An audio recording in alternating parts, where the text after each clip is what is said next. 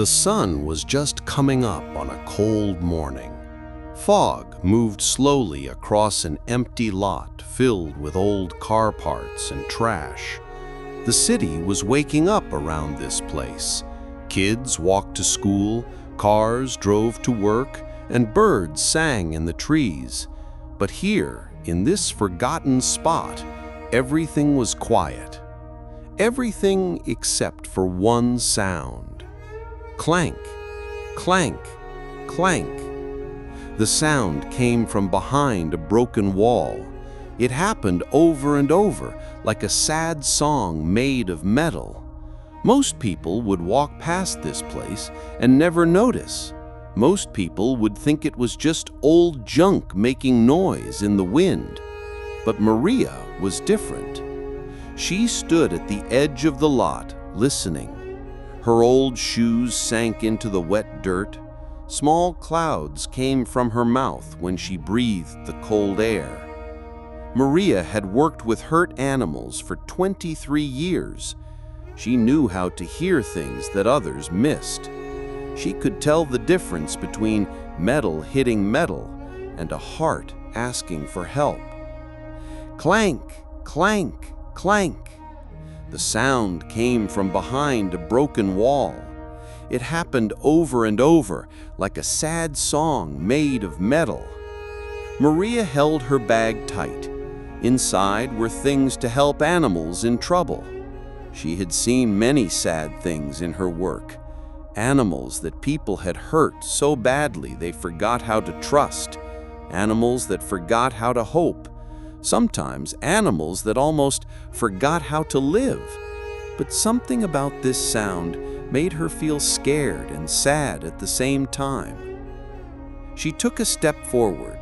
Her feet made soft sounds on the muddy ground.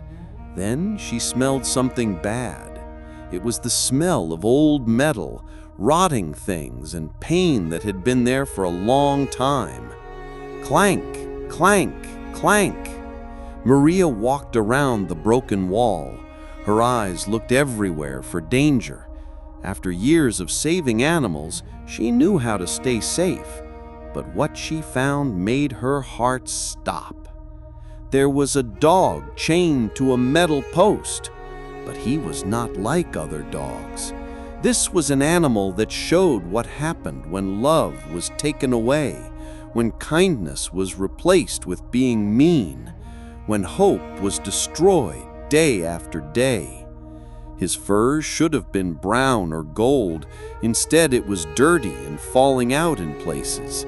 You could see his ribs through his skin like the bars on a cage.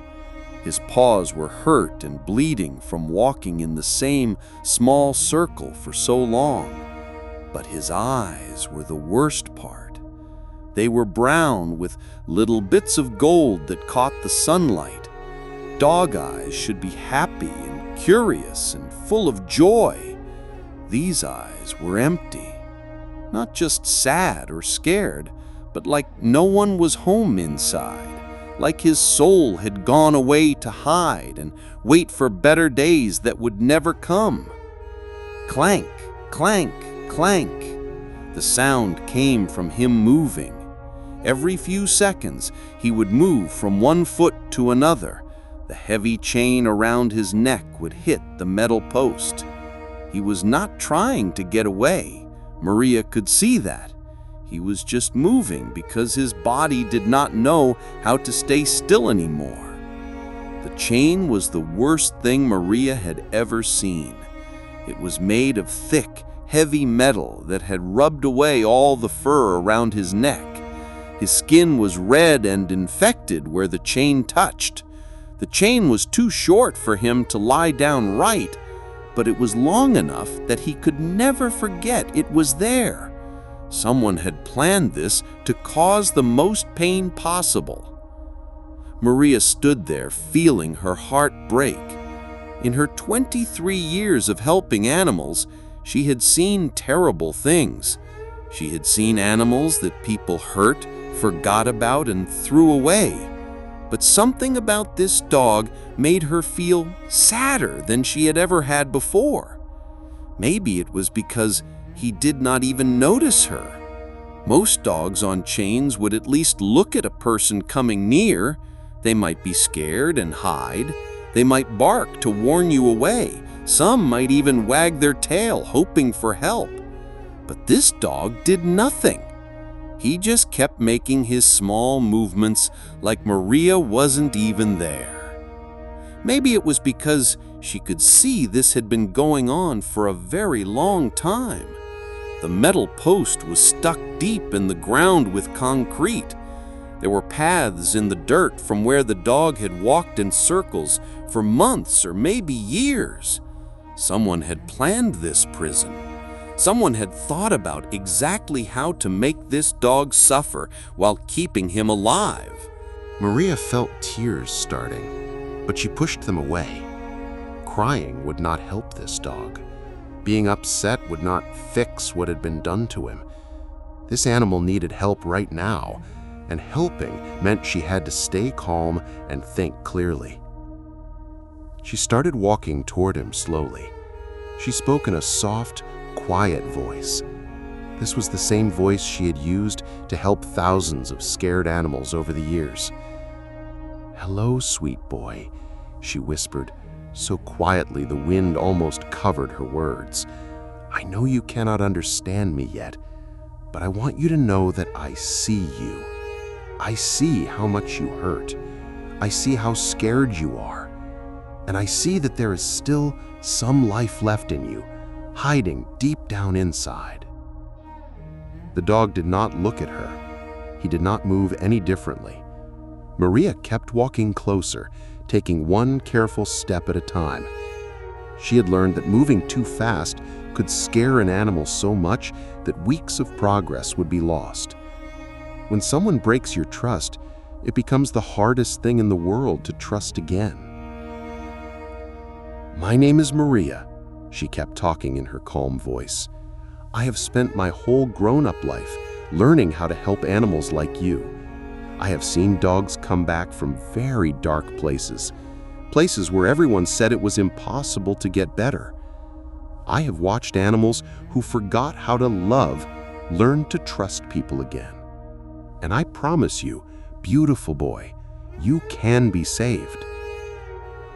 As she got closer, she could see more terrible things. His water bowl was broken and empty. It had green slime growing in it.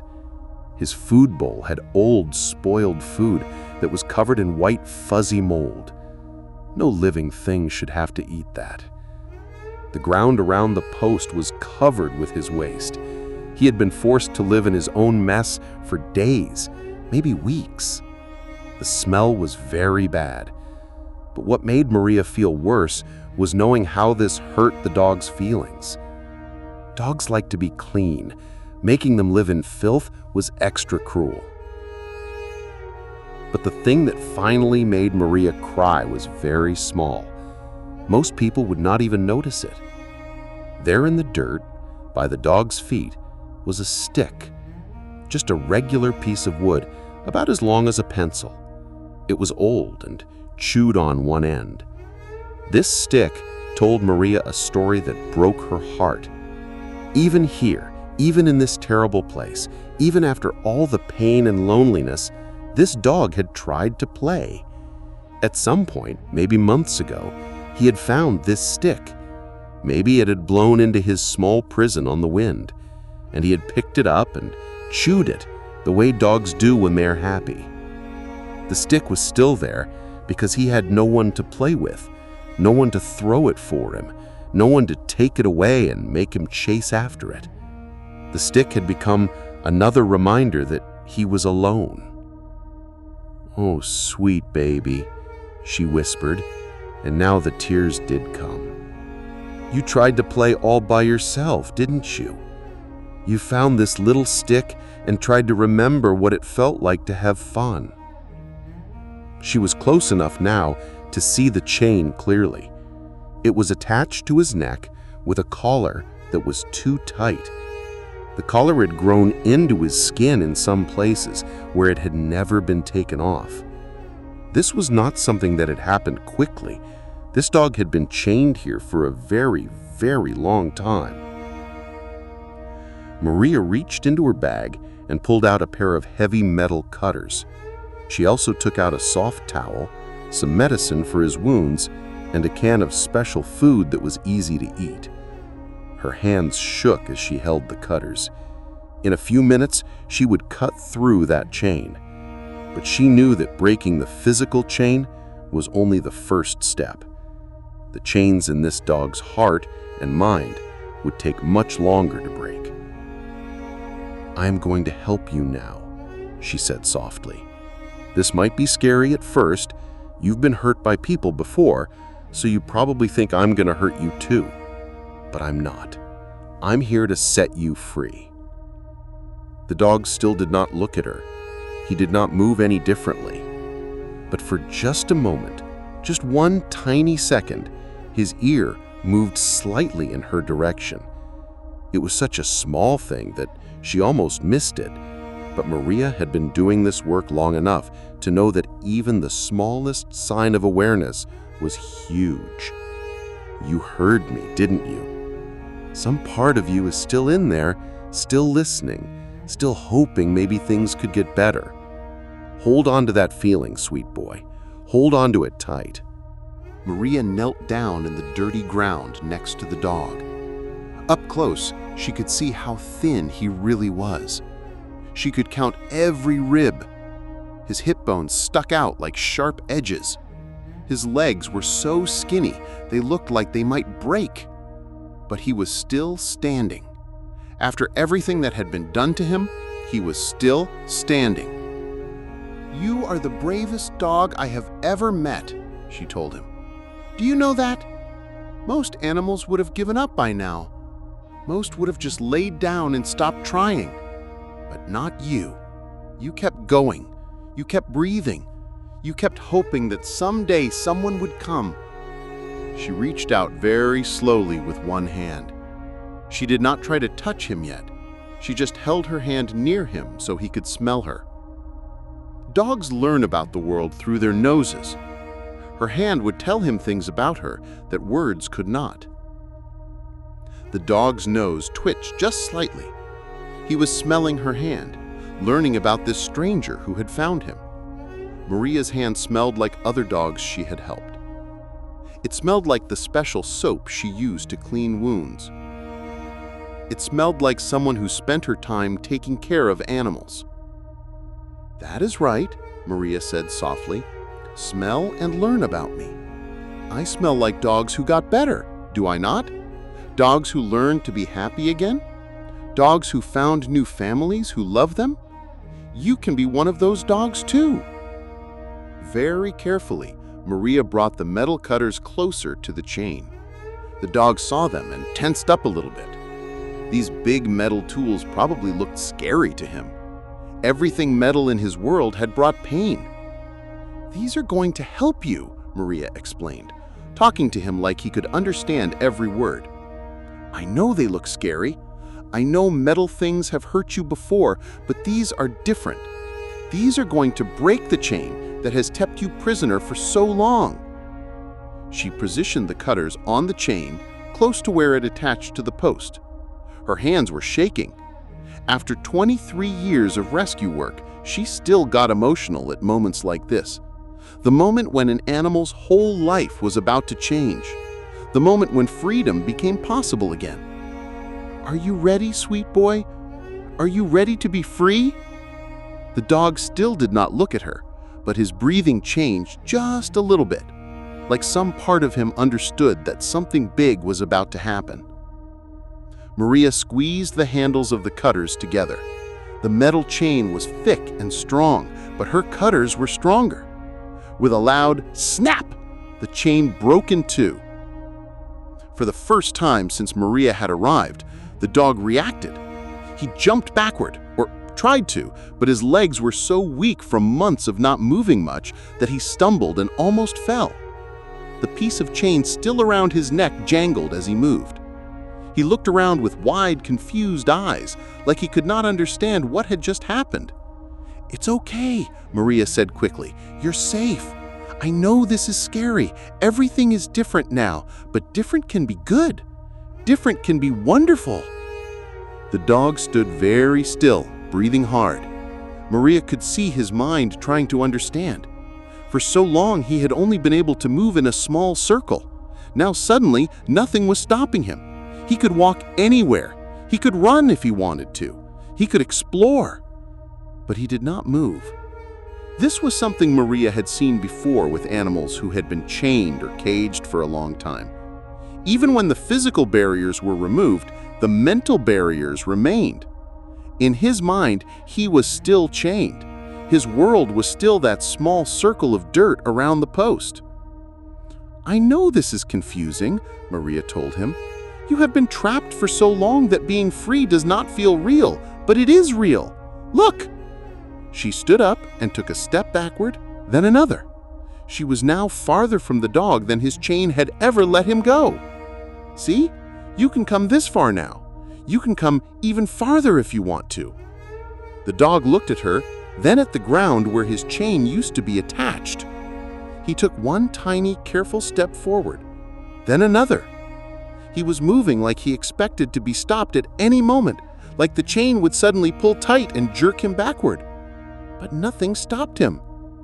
He took another step, then another. For the first time in months or years, he was walking in a straight line instead of a circle. His legs shook with each step. He was weak from being in such a small space for so long, but he was moving. "That's it," Maria encouraged him. "You can do this. You remember how to walk.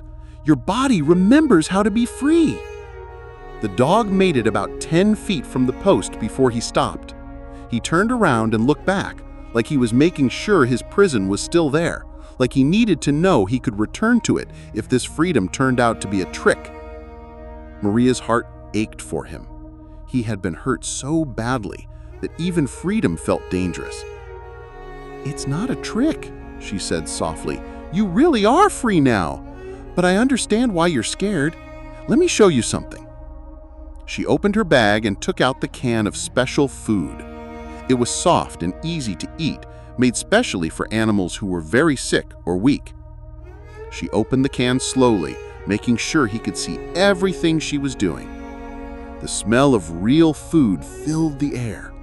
The dog's nose twitched, and for the first time, he looked directly at Maria. Not at her hands or her bag, but right into her eyes. Those beautiful brown and gold eyes were still mostly empty, but there was something new there now. Just a tiny spark, so small it was almost invisible. But Maria saw it. Hope. Actual, real hope. "Are you hungry?" she asked, though she already knew the answer. The dog was starving. She could see it in every bone that showed through his skin. She put a small amount of the food on the ground about halfway between herself and the dog. Then she backed away to give him space. The dog stared at the food for a long time. Maria realized he was probably trying to figure out if it was a trap. In his experience, good things came with pain attached. Food probably meant someone was going to hurt him afterwards. But his hunger won. He walked slowly toward the small pile of food, watching Maria the whole time. When he reached it, he sniffed it carefully. Then finally he took a small bite. The change in him was immediate and heartbreaking. He ate like an animal who had forgotten that food could taste good. Like someone who had been given only scraps and garbage for so long that real food was a miracle. But even as hungry as he was, he ate carefully, watching Maria to make sure she was not going to take it away. "No one is going to take your food," Maria promised. "Eat as much as you want. There's plenty more where that came from." As the dog ate, Maria took out her phone and made a call. "Hello, Dr. Peterson? This is Maria. I need your help with an emergency rescue. Yes, it is bad, really bad. I'm going to need everything: medical supplies, IV fluids, antibiotics, pain medicine. How soon can you meet me at the sanctuary?" She hung up and looked at the dog, who had finished the small portion of food and was looking at her hopefully. "More?" she asked, and put down another small amount. She didn't want to give him too much too fast. When an animal has been starving, eating too much at once can make them very sick. As the dog ate the second portion, Maria kept talking to him. "I called a veterinarian. That's a doctor for animals. He's going to help make you feel better. I know you probably don't trust doctors. Someone who was supposed to take care of you obviously did not. But Dr. Peterson is different. He's helped me save hundreds of animals over the years. He's going to help save you too." The dog finished eating and sat down heavily. Maria could see that even those few steps had tired him out. He was much weaker than she had first thought. "We need to get you out of here," she said gently, "away from this place where so many bad things happened to you. I have a truck parked at the road. It will take us to a safe place where you can rest and heal." But Maria knew this was going to be the hardest part. Getting a traumatized animal into a vehicle was always difficult. This dog had probably never been in a car, except maybe when he was brought to this terrible place. He might think the truck was taking him somewhere even worse. She went back to her bag and pulled out a soft, thick blanket. It was clean and warm and smelled like the other animals at her sanctuary, animals who were safe and loved. "This blanket has been with many dogs who got better," she told him as she spread it on the ground. "Dogs who were hurt like you are. Dogs who thought they would never be happy again. But they were wrong. They found joy again. They found love again. And so will you." The dog watched her spread the blanket, but did not move toward it. "I know you do not understand yet," Maria continued, "but this blanket is a promise that your life is going to be different now. You are never going to be chained again. You are never going to be alone again. You are never going to wonder where your next meal is coming from again." She sat down on the edge of the blanket and held out her hand again. "Will you come a little closer?" she asked. "You do not have to. I will not force you, but I think you might like how soft this blanket feels." The dog looked at her hand, then at the blanket, then back at her face. She could see him trying to make a decision. Everything in his experience told him that trusting humans led to pain. But something else, something deeper, was telling him that maybe this time was different. Very slowly, he took a step toward her, then another step, then another. When he was close enough, Maria let him sniff her hand again. This time, instead of just twitching his nose, he actually moved his head forward to smell her fingers. "You are so brave," she whispered. "I know how scary this must be for you." The dog's nose was cold and wet against her fingers. It was the first physical contact between them, and Maria felt tears starting again. This small touch was huge for an animal who had been shown only cruelty by humans. "Would you like to try the blanket?" she asked. She patted the soft fabric next to her. The dog looked at it for a long moment. Then, carefully, he stepped onto the blanket. Maria watched his face change as his paws touched the soft material. His eyes widened slightly. He had probably never felt anything so comfortable in his entire life. He pressed his paws down into the blanket, then lifted them up, then pressed down again, like he could not believe how soft it was. Then, for the first time since Maria had found him, the dog made a sound. It was not a bark or a whine. It was something else, something that came from deep in his chest. It sounded almost like a sigh, but with something extra in it, something that might have been relief. "You like it," Maria said, smiling through her tears. "You remember what comfort feels like." The dog took another step onto the blanket, then another. Soon, he was standing completely on the soft fabric, looking around like he had discovered a new world. "This is what you deserve," Maria told him. "This is how life should feel, soft and warm and safe." Slowly, carefully, the dog lowered himself down onto the blanket. First his front legs folded, then his back legs. For the first time in probably months or years, he was lying down on something comfortable. The change in his body language was immediate. Some of the tension went out of his muscles, his breathing became deeper and more relaxed. He put his head down on his paws and closed his eyes, just for a moment. "Sleep if you want to," Maria whispered. "I will keep watch. I will keep you safe." But the dog opened his eyes again quickly, like he was afraid that if he slept, he might wake up back on the chain. The fear was still there, just under the surface. "I understand. It is going to take time for you to believe this is real. That is okay. We have all the time in the world." She stood up slowly, making sure not to startle him. "I am going to go get my truck now," she explained. "I will drive it as close as I can so you do not have to walk far. You are going to stay right here on your blanket, and in a few minutes, we are going to leave this place forever." The dog watched her walk away, but did not try to follow. He stayed on the blanket like he understood that this was his safe spot now.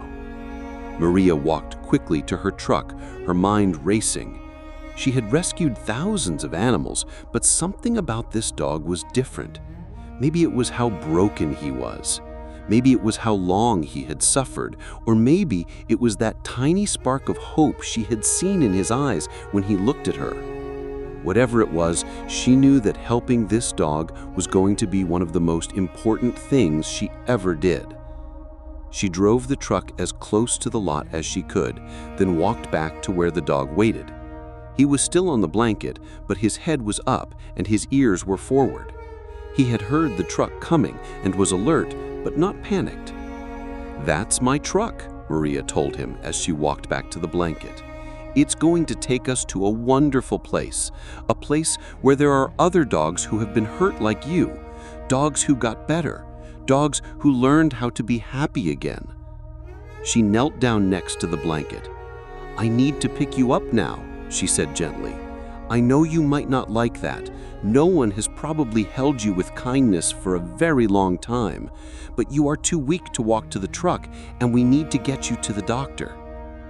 The dog tensed up when she reached toward him, but he did not try to run away. Maria slipped her arms under his thin body, lifting him up along with the blanket. He was much lighter than he should have been. She could feel every bone in his body. "I've got you," she whispered as she carried him toward the truck. "You're safe now." The dog did not struggle, but she could feel how scared he was. His whole body was shaking. This was probably the first time he had been off the ground since he was a tiny puppy.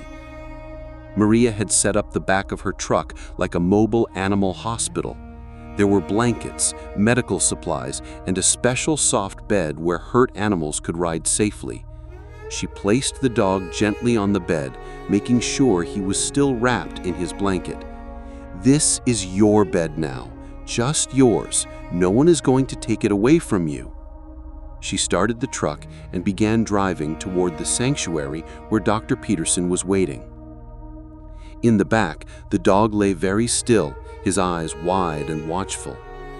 "We are helping you," Maria called back to him as she drove. "I know you can't understand all the words I'm saying, but I hope you can understand the feeling behind them. You are not alone anymore. You are never going to be alone again." As they drove through the city, Maria told him about where they were going. The sanctuary is a special place.